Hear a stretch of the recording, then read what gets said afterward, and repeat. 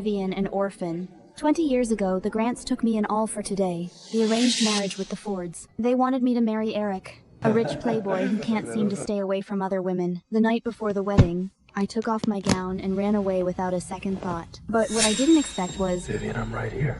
The night before the wedding, I sat at the hotel vanity. The woman in the mirror wore a white silk nightgown, her hair loose, her face as still water. My phone screen lit up. I picked it up. It was an iMessage. The sender was saved as Susanna. The message was one line. I knew that name. Susanna, Eric's childhood sweetheart. He remembered Susanna was allergic to pollen, but at one family dinner, he specially asked the kitchen to make honey lemon salmon and brought it to me. I'm allergic to honey. I had told him that 3 times.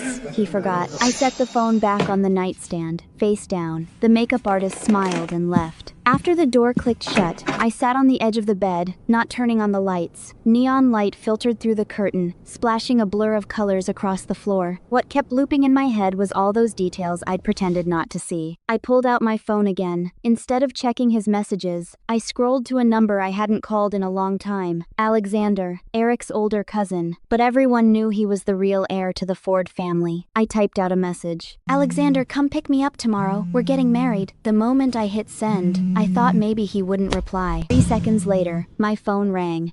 Vivian, where are you? I'll tell you the address. Do you need me to bring anything?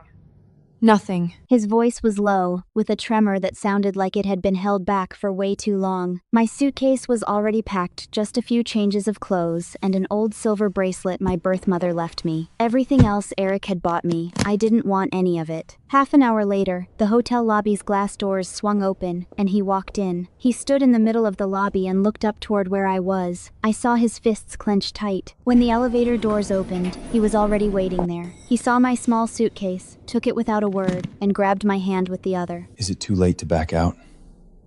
No regrets. The wedding was simple. No white roses, no red carpet, no orchestra, just the city hall registrar and 2 witnesses. When he signed, his fingers were shaking, and the pen left a little skid mark on the paper. He wrote slowly. In his eyes, I saw something I'd never seen in Eric's. The kind a person feels when they've waited forever and finally got their answer. Vivian, from this moment on, you're my wife. First night I moved into his apartment, I saw he had everything ready. My usual skincare brand was on the bathroom counter. Loungewear in my size hung in the closet. The fridge was stuffed with all my favorite fruits and snacks. He hadn't thrown it together last minute. How do you know what skincare brand I use? Every time you stayed over, the guest bathroom always had that brand. I had someone look into it. He brought the warm milk over and handed it to me. It was the perfect temperature. Then he pulled a small notebook from the drawer. It was filled with things about me. I flipped through page by page, my fingers trembling, because a lot of it I'd forgotten myself, but he remembered. Alexander, have you been waiting for this day for a really long time? Since the day you were 12, under that oak tree. I bought that book later. The page you hadn't finished, it was Neruda. Love is so short, forgetting is so long. I just didn't want you to ask me someday how I could say I love you and not have an answer. He pulled the curtains shut. He turned off the light. In the dark, I could hear him breathing, not steady. Eric showed up 3 days after our wedding. He was standing at the bottom of the steps, a black sedan beside him. He didn't look like he'd just rushed over, more like he'd been waiting on purpose. Alexander didn't let go of my hand. He just stood there, a silent shield. I squeezed his fingers. Can I help you? His voice was hoarse, like he hadn't slept well in days. Vivian, back then, did you already know something? I looked at him. I felt calm. I realized I really didn't hate him anymore. Hating takes energy, and I'd already used mine elsewhere. Know about you and Susanna? Know about your chat history? Know that she asked if you wanted to call off the wedding? Or know that you said her eyes when she smiles look like mine? Talking about Vivian? No, about Susanna. You described her as me, because you thought saying that would make her jealous. Eric lowered his head. He was quiet for a long time, his shoulders trembling slightly. And you still married him? I looked into his eyes. Eric, I married him not because of you. I married him because he deserves it. If you want to take any credit, it's this. You showed me that whether someone has you in their heart isn't about what they say. It's about how much effort they're willing to put in, how much effort they're willing to put in. And you couldn't even remember I have allergies. I took Alexander's hand and walked away. No more sounds came from behind us. Back in the car, after a while, he reached over and took my hand. The Grant family exploded. My foster mom called over a dozen times. I didn't pick up a single one. Not because I was scared, because I didn't want to hear her blame me. She never thought Eric did anything wrong. She just thought I'd ruined the marriage alliance she'd so carefully arranged. My foster dad called once. I answered. He was quiet for a long time. He was the only person in the Grant family who had never treated me like a tool. Vivian, have you thought this through? Yes. Then Dad supports you. I hung up. No blame, no interrogation. I sat on the couch and finally let the tears fall. Alexander came out of his study, just put a blanket over me and sat down beside me, a glass of warm water sitting next to him. You're cooking? What do you want for dinner? I leaned against the kitchen doorframe and watched him chop. The knife work wasn't skilled, but he was careful and focused. When did you learn to cook? Last year.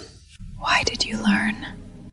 In case you married into the Fords and didn't like their cooking, I learned so I could cook for you alone. I looked at his back. I wanted to say something, but no words came. So this is how some people love, not with grand gestures, but by preparing every little thing in advance. Susanna came to see me on a rainy day. She stood under the apartment building with an umbrella. The way she looked at me was complicated. There was hostility in it, and something else I couldn't read. I hesitated, then let her come up. In the living room, I poured her a cup of hot tea.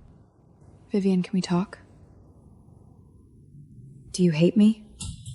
No. Why don't you hate me? He and I were messing around for 3 years. How can you not hate me? Hating you won't do any good. It won't bring back those 3 years, and it won't make him love me. She said she found photos of me on his phone, ones he'd never sent. He'd taken them secretly. Me in the kitchen, me on the balcony, me reading. Vivian, he did like you.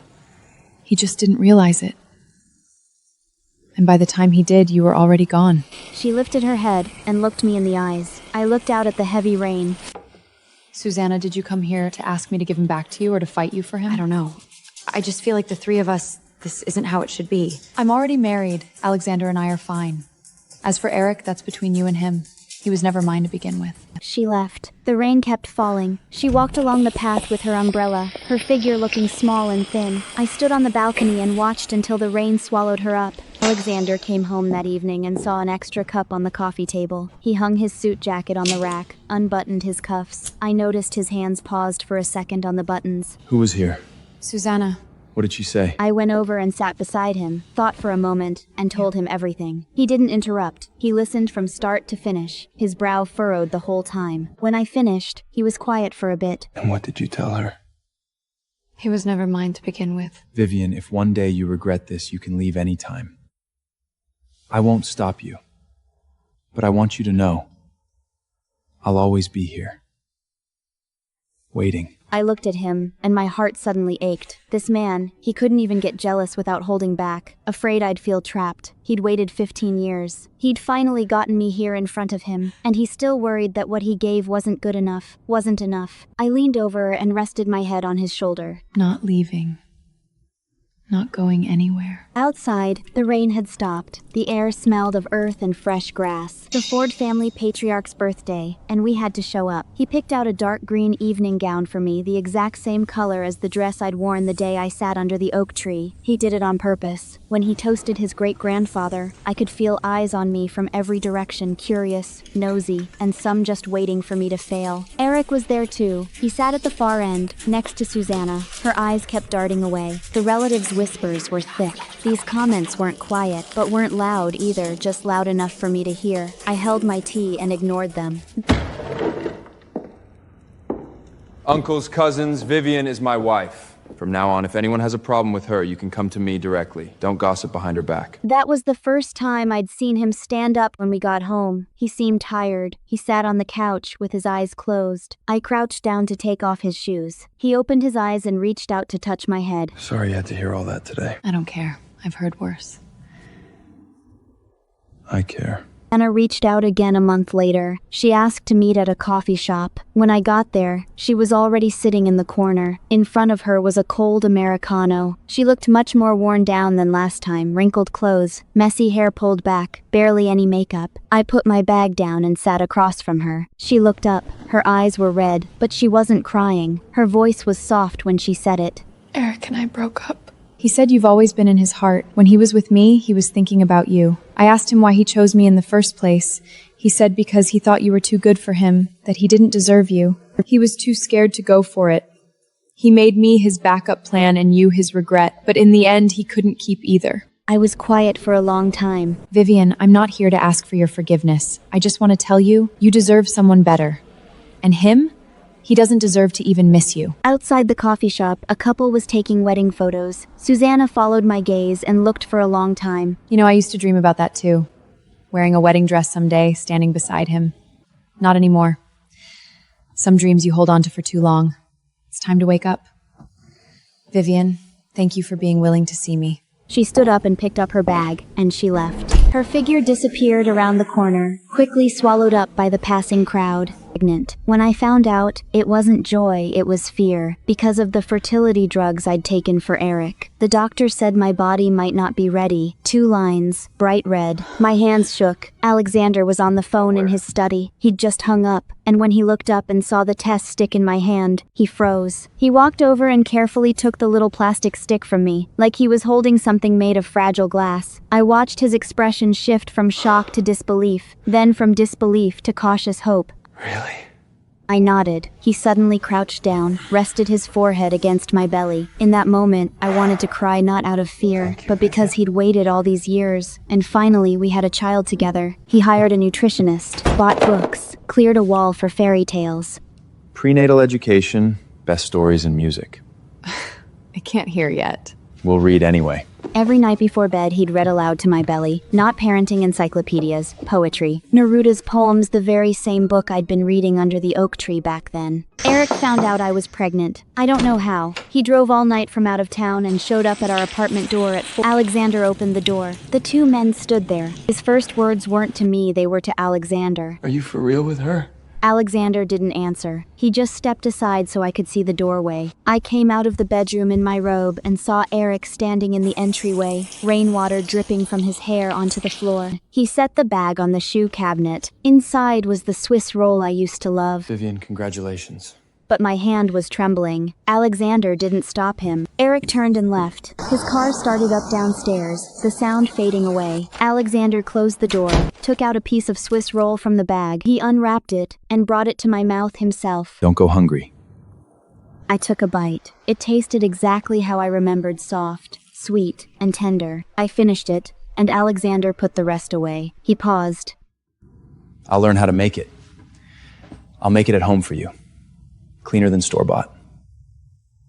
At 5 months pregnant, Alexander handed off most of his company duties to the VP and made time to walk with me morning and evening. He'd looked it up and read that walking more helps with labor. I said, The doctor said moderate walking, not 1 hour in the morning and 1 at night without fail. He didn't listen. He interpreted moderate as the more the better. I couldn't argue with him, so I went along. From the garden to the river, from the river to the park, from the park to the old oak grove. The oak tree was still there. The trunk had gotten much thicker. I stood under the tree and suddenly remembered that afternoon. Sunlight filtered through the leaves and fell across the pages of my book. I looked up, and the second floor curtain moved. I didn't know who it was back then. Now I do. Alexander, how long did you stand behind that curtain watching me? All afternoon. For every page you turned, I stood there. My legs went me. Why didn't you come down? I was afraid of scaring you. You were still young then. I didn't want you to think I was some creep. He walked over and draped his coat over my shoulders. Not anymore. From now on, if I want to look at you, I'll do it openly. And nobody's stopping me. The setting sun fell on him, stretching his shadow long. The day our daughter was born, it was pouring rain. At 2 a.m., my water broke. Alexander carried me out of the apartment, and the car sped through the storm. The doctor said labor wasn't progressing well. I was about to black out. The door burst open, ignoring the nurses trying to stop him. He grabbed my hand, his forehead to my pillow. Vivian, I'm right here. Bite me if it hurts.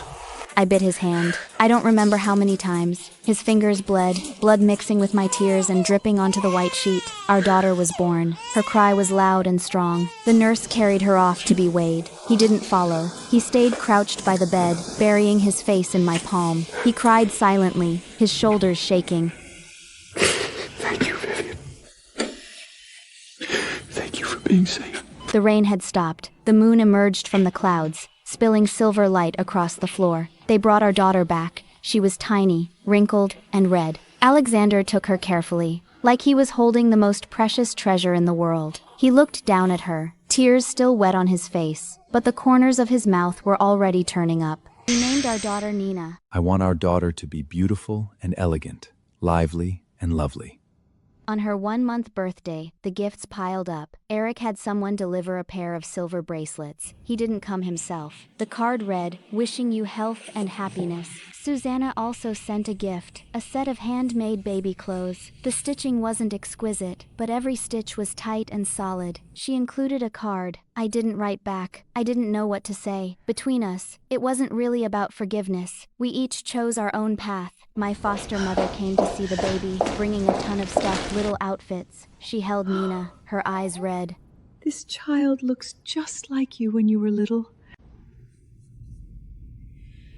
Vivian, taking you from your birth mother back then, that was wrong of us. But your mom really did want to be good to you.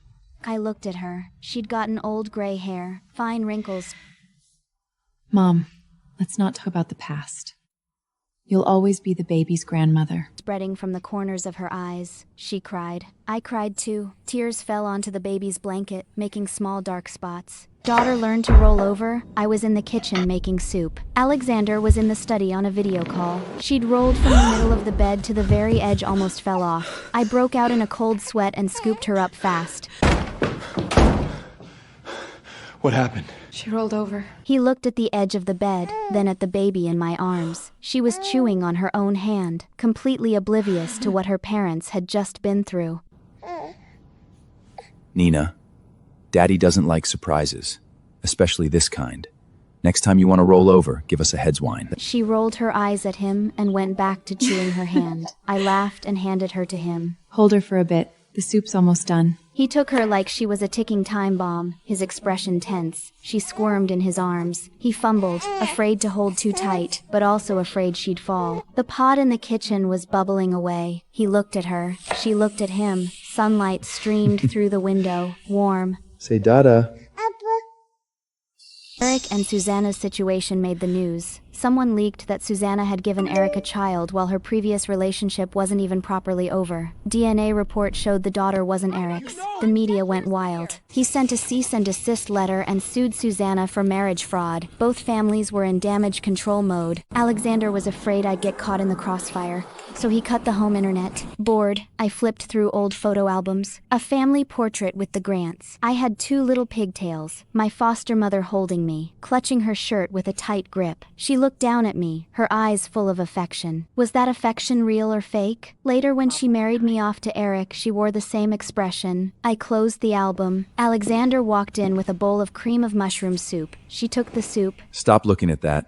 No point dwelling on the past. Eat something sweet, it'll make you feel better. Outside, distant city lights flickered in the night, not like the neon light filtering through the hotel. This time, someone was beside her. Love is most afraid of serious commitment, but if you never get serious, how will you know who truly cares? Our daughter became wary of strangers. We had guests: Alexander's business partner, his wife, and their kid, a 4 or 5-year-old boy at that annoying age, running around and being loud. She'd been playing on her playmat. She heard the noise, looked up, pouted, and burst into tears. I scooped her up. She buried her face in my shoulder, her little hands clutching my shirt, refusing to look at anyone else. Alexander came out of the study and saw her crying. His expression darkened, that fatherly protective instinct kicking in. He walked over and reached out. She hesitated for a second, then threw herself into his arms. She clung to his neck and wouldn't let go. He glanced at the guests, didn't bother explaining. After a while, he came back down and said she'd fallen asleep. The guests left. I saw her lying in her crib, sleeping soundly. Alexander sat by the bed, gently patting her. His expression was soft, like he was soothing the most precious thing in the world. Nina, Daddy will protect you from now on. He thought I didn't hear. Outside, a sea of lights from 1,000 homes. Inside, very quiet. The baby turned over, stuck out her little hand. He carefully tucked it back in. He stood up, turned, and put his arm around her shoulder. Did that scare you? She's just shy around strangers. We'll take her out more. Then we'll go to the park tomorrow. He could cancel any social engagement, but anything involving our daughter always came first. Our daughter's first birthday, Alexander had been preparing for a long time. He made the cake himself, but the frosting was uneven and lumpy. He specially ordered a little white dress from France. The baby didn't mind. She crawled over, grabbed a handful, and smeared it all over her face. He panicked, muttering that her dress was ruined. The dress is ruined! No way we're getting good pictures now! I said it didn't matter. The moment you want to capture is the one where she's smiling. He paused for a second. Then he picked up the camera and clicked. She had cream all over her hands, her eyes squeezed shut with laughter, her nose all scrunched up. Later, that photo got printed and placed on his desk at work. Hey, whose little girl is that? Ours. It was always spotless, cleaner than his computer screen. Sometimes I brought him lunch at the office and saw that photo. Foster father got sick and was hospitalized. Liver cancer by the time they found it. It was already advanced. I rushed back to the old house. In the hallway, I saw him sitting in a wheelchair, much thinner than before, wearing a hospital gown, the back of his hand bruised from IV needles. He looked up, saw me, paused for a second, then reached out his hand. Vivian, you came. I walked over, crouched down, and took his hand. It was cold, his knuckles bony against my palm. My foster mother stood at the end of the hallway. She hesitated before walking over, her eyes red. Mom. During the time my foster father was in the hospital, my foster mother changed a lot. She wasn't arrogant anymore, wasn't scheming. She ran back and forth between the hospital and home every day, and her hair turned mostly gray. She wasn't the foster mother who used to say, "Mom would never hurt you." She was just a wife about to lose her husband. A little over a month later, my foster father passed away. It rained on the day of the funeral. As the casket was lowered into the grave, she stood at the front holding a black umbrella. She didn't cry. Her back was straight. When all the guests had left, she stood in front of the headstone and wouldn't leave. I walked over and tilted my umbrella over her. She slowly crouched down, her hand tracing my foster father's name on the stone. Old Grant, now that you're gone, who's gonna look out for me? I'd never heard her talk like that before. She'd stopped being tough. She'd stopped trying to control everything. When our daughter turned 2, my foster mother came to visit. She'd aged a lot. Nina, this is Grandma. Grandma. My foster mother's eyes suddenly went red. She pulled out a handkerchief, dabbed her eyes, and bent down to pick Nina up. Nina, let Grandma look at you. You look just like your mother when she was little. She turned to look at me, her lips trembling. She turned to me. Vivian, I'm sorry about the past. I shouldn't have married you off to Eric. I only thought about family status. I forgot to ask if you wanted it. Don't blame me. I was scared too. Scared you'd marry badly. Scared you'd suffer. Scared you wouldn't have anyone. Mom, it's all in the past. I'm doing well now. Alexander is wonderful to me. Nina is wonderful too. Don't worry. She nodded. Nina played with the pendant on her necklace. She looked down, a small smile, patting Nina's head. On her finger was a silver ring, one my foster father used to wear, resized to fit her. After she left, Alexander smoked on the balcony. I walked over. He put out his cigarette and turned to me. He said, Your foster mother isn't a bad person. She just never learned how to show love. She probably did care about you once. She just cared about her own pride more. I started kindergarten at 3. On the first day, she cried her heart out, clinging to Alexander's leg and refusing to let go. He crouched down and gently peeled her little fingers off his pants one by one. Nina, don't cry. Daddy will pick you up after school and take you for ice cream. She was still sobbing. He took out 2 pieces of candy and put them in her little backpack. These are Daddy's magic candies. If you miss Daddy, eat one. When you finish it, Daddy will be there. She clutched the candies, then slowly let go. The teacher led her inside. She kept looking back over her shoulder, tears still on her face. Alexander stood at the gate, watching her go, his nose red. I walked over and took his hand. Come on. We'll come back this afternoon. Outside the kindergarten gate, the sun was shining. Suddenly he said, Vivian, thank you. Thank you for bringing Nina into this world. He rarely said so much. I linked my arm through his. Thank you for making me a father. Thank you for coming into my life. Some words don't need a reply. They're just meant to be there. When Nina was 4, we took her back to the Ford family's old estate. The garden was even more lush, the oak tree much taller. Nina ran around under the tree, her laughter clear as little bells. Alexander sat on the bench watching me, a faraway look in his eyes. I sat down next to him. What are you thinking about? Thinking about that afternoon, if I hadn't looked down at my book but looked up at the second floor instead. Would I have met you earlier? No. Because you were still young then, I couldn't. But that's okay. I waited until you grew up. That's just how he is always stretching time, long enough for seeds to sprout, for a person to wait from youth into middle age. But that's also why he never missed his chance. Nina ran over, threw herself into our arms. Daddy, look, flower. Beautiful. I leaned against his shoulder. What do you think is the luckiest thing in a person's life? To meet the right person at the right time. Nina came back with armfuls of flowers. Not a moment too early, not a moment too late. She was like a flower too, blooming in the sun, carefree, not knowing how far her parents had walked to get here. But that's okay. Eric came over to see Nina. He'd lost a lot of weight. He wore a light gray shirt, and his eyes looked much calmer. He brought a whole set of children's picture books, ones Alexander didn't have in his study. Brother, I passed a bookstore and saw this set. Looked interesting, so I bought it. He hadn't seen in a while. He crouched down to look at Nina, who was building with blocks. She looked up, studied him, then handed him a block. Eric's eyes went red. He took the block and gently placed it on top of the castle. Nina clapped, applauding him. He smiled. He smiled, stood, and turned to me. Vivian, thank you for not hanging up on me that day. Thank you for being willing to see Susanna. Thank you for not hating her. And thank you for raising Nina so well. He paused. He drove away in that old car of his. Alexander came out of his study, looked out the window, and said, He's let go. both watching through the glass, their reflections in the window. Autumn when Nina was 5, I was reading in the study. She ran in holding a drawing. It was a crayon drawing, messy and crooked. It showed 3 people. The tall one was Daddy, the medium one was Mommy, and the small one was herself. Next to them was an even smaller doll, so tiny it was almost invisible. When did Mommy get a little sister? Soon. I froze. She blinked, very serious. That night I told Alexander about it. He was looking over some documents. He put down his pen and looked at my belly. The next morning, he came back with a pregnancy test white box, left it on the bathroom counter, didn't say a word. 2 lines, bright red, almost glaring, but this time, her hands didn't shake, not fear relief. 3 a.m. The kitchen filled with aroma. I watched his back as he sat by the stove, watching over the clay pot. A sea of lights, one of them was lit for me by him.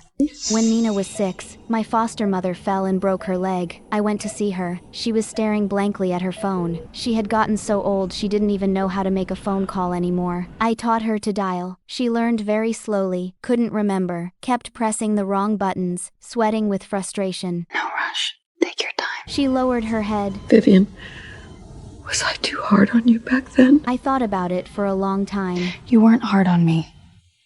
You just didn't know how to be a mother. She was quiet for a long time, then nodded. Eric came. He walked into the room carrying a fruit basket, polite and well-mannered, like a proper younger relative. He exchanged pleasantries, calm and appropriate. As he was leaving, he caught up with me in the hallway and handed me a thin envelope. Inside was a single photo 10 years ago, her hand on my shoulder, standing in front of the school gate. I was about to speak, but he left. I looked at the back. He'd written 4 words. He hadn't let go. He just didn't want to bother anymore. I could never bring myself to delete this photo.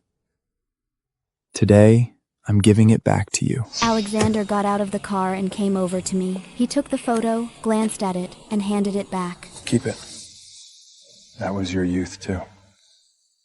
Our younger daughter was born on a sunny day. Alexander named her Anna. Nina was overjoyed. She lay by the crib and refused to leave. She pointed at the baby. Nina is big sister. On the way home from the hospital, we passed the old oak grove. The leaves had turned yellow and fallen, carpeting the ground with Alexander slowed the car. Through the window, I looked at the grove, remembering that boy behind the curtain, so many years ago. He waited 15 years for me. I took 3 years on the wrong path, went in a big circle, and finally came back. Good thing he was still there. Our younger daughter's 1-month birthday, we threw a party. My foster mother came, held Anna, and wouldn't let go, smiling warmly. Eric also came, bringing a set of silver cutlery. He didn't stay long. He handed me the gift, smiled at me, and left. Susanna didn't come. She sent a card. On it were just 4 words, "May each find peace." I didn't reply either. Alexander was busy from start to finish, attending to all the guests. After the party ended, he was alone on the balcony smoking. I walked out and stood beside him. All those years stood between them. The old grudges finally drifted away like smoke. Anna turned too. She started talking, but not clearly. Dada. Not Dada. Daddy. Dada. Cici. Not Cece. Sister.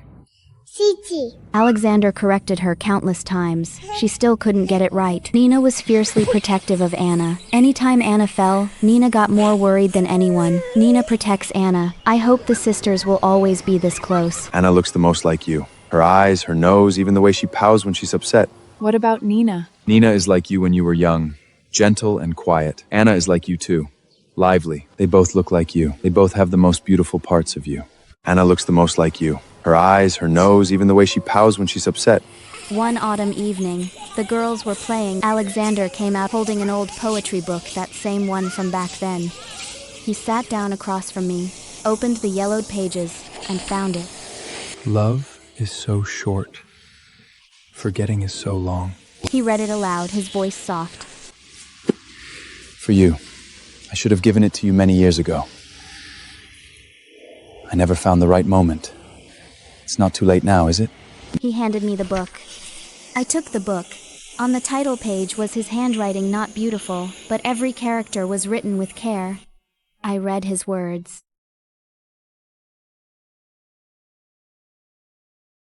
I closed the book, stood up, walked over, and kissed him. No one was around to cheer. The girls were busy chasing butterflies in the distance, but that's okay. They'll understand when they're older. So this is what it means to love someone. Today is an ordinary day. Alexander is in the kitchen making soup. The girls are playing with blocks. Sunlight streams through the window, turning their hair gold. I lean against the doorframe, watching them. Alexander looks back at me. A few white hairs at his temples, but his eyes the same as always. He hands me a bowl of cream of mushroom soup. I say it's too hot. He takes it back, blows on it, hands it to me again. Mommy, come help us build. Put it here, not there. The sisters work together. Alexander comes over with a tray of soup, sits on the floor with them. And my name is Vivian. The best decision I ever made was writing that message that day. Alexander, come pick me up. We're getting married. He's the one who showed me what it feels like to be truly held in someone's heart. I used to think that loving someone meant giving everything and expecting nothing in return. Later I understood that real love is mutual. You're good to him, and he's even better to you. When you hurt, he hurts more. You can trust him with the rest of your life, because you know he'll catch you every time. The breeze outside is light, the soup is still hot, the girls are still laughing.